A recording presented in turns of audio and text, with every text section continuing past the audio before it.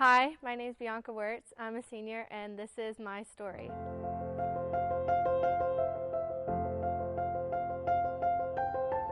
So growing up for me wasn't very easy. I grew up in a household where God was not the center. I grew up with a single mom and my dad was never in the picture, and then I had an older brother and a younger brother. So growing up, I grew up around a lot of drugs and alcohol and a lot of death. It was very prominent in my family, so that's what I was around of just growing up in general. So that caused me to grow up faster than others and have to grow up faster and be independent.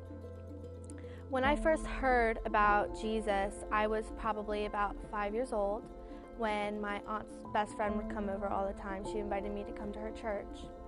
And of course I was younger and I was so excited, but I never actually went. But that was my first time I recall a seed being planted in my life.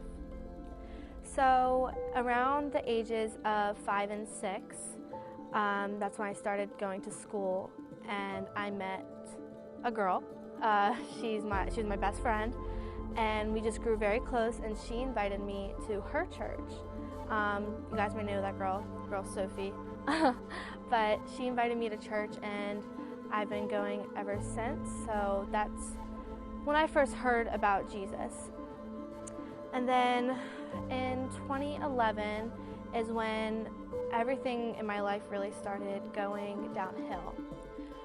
In September of 2011, my cousin committed suicide. He was my best friend. And just at that young of an age, having to deal with that and handle that and being the first death that hit home to me, I just didn't really know how to handle it at such a young age. So that's really when all the doubts started. And then a year later, I lost my aunt, which was also my best friend. So that just adds on to the doubt and the grief and all the pain really in my life. When I was in 3rd grade, time passed. I was just being a kid, doing my thing. My mom got diagnosed with stage 4 cervical cancer. Cancer runs through my family, so I was just like, okay, this is normal. I thought that was normal. I thought death, drugs, alcohol, being around those things were normal. As she was battling her sickness, I became very close and becoming closer with Sophie and the Lacey's, to the point where I was basically living with them. So as my mother's sickness got worse and worse, I started to realize this is how life was going to be after she passed. So I knew what they were preparing me for. But in that process of all that grief and my mom being sick, I did find Jesus. I accepted Jesus into my life, and her and I got baptized together. And I knew that there was a God. He showed how he had his hand on me through that process. So I knew there was a God and he is real and he is with me. So in December 28th, 2014 is when I lost my mom. And of course I was angry. I was so angry at God. My whole family was angry at God. I didn't know why. Why are you putting me through this after everything else you've put me through? So that's when I just gave up really. I was in 4th grade and I didn't really believe in God anymore. I didn't feel like a loving God would put someone through that. So as I am getting older and I'm still going to church, I'm in middle school. And of course middle school was hard for, I feel like, most people. And that's when I started questioning my life. I didn't want to be here anymore. I was so, I was in a deep depression. I didn't want to be here, to the point where I just wanted to go.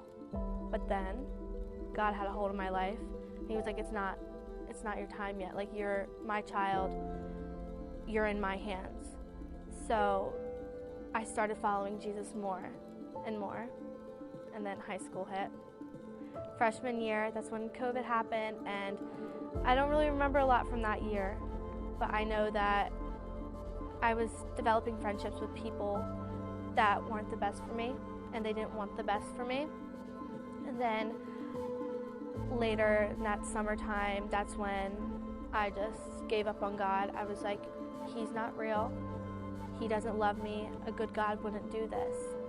Even though I'm living in a pastor's house, like they're my family, like my dad's a pastor, and I don't believe in that. But then it was summer camp, and I was just there. I was going through the motions, and I remember being in worship, and I was just praying, and God broke me down. And I was just asking, like, if I was testing him. I was like, if you're real, prove it to me, show me. And I just got like flashbacks of how God was in my life, how he had his hand on me through the whole time. Like, there's things that happened that without him, like I don't even know where I would be right now.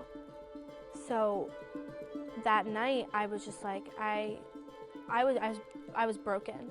I was broken, and I literally felt him just bring me back. Like, I was running, I was far, and he grabbed me and brought me back. And I just realized that everyone else, like, they were witnessing me doing the things that I was doing and how far I was, and come to realize they were praying for me this whole time. I didn't feel loved until then, when I realized that I was just blocking it off. But I just realized how God has had his hand on my life this whole time, and how he's such a good, loving God.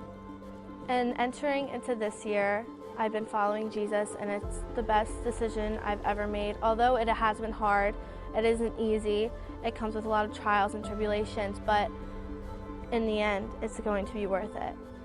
And I feel like being at Red Lion has really helped me grow in my faith, find that community of believers to help me and push me towards God and not of the world. So it's just been a very big help to me, and I'm very grateful. My name is Bianca, and this is the Red Chair, and this has been my story.